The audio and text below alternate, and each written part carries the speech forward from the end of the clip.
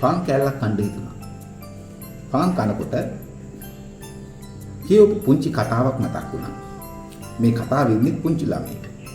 Mark කියලා පුංචි ළමයෙක්. මේ ළමයා කඩේට යනවා පාන් රාත්තලක් ගන්න.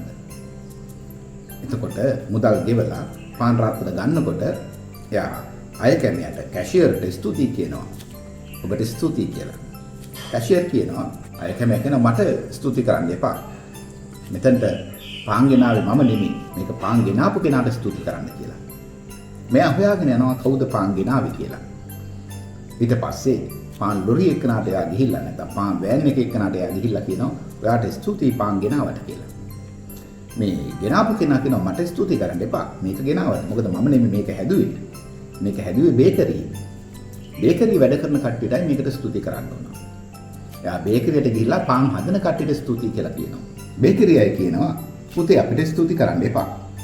මොකද අපි මේ පාන් පිටි වලින් මේක හැදුවා විතරයි. ඔයා ගිහින් ස්තුති කරන්න ඕන පාන් පිටි අපිට දුන්න අයට. මං කහනවා කොහෙන්ද පාන් පිටි හම්බුනේ? එයා කියනවා ඇයි? පිටි අඹරන මෝල ඒකේ. එයා එතනට යනවා.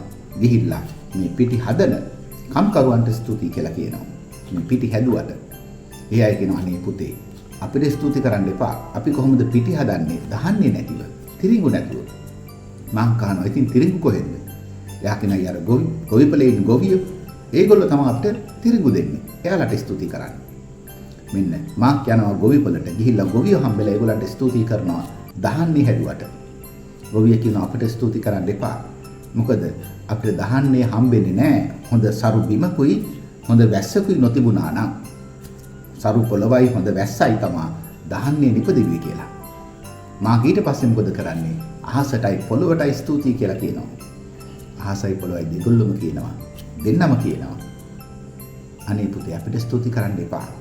අපිව මැවූ තැනන් වහන්සේට ස්තුති කරන්න කියලා. ඒ කවුද? ඒ තමයි දෙවියන් වහන්සේ.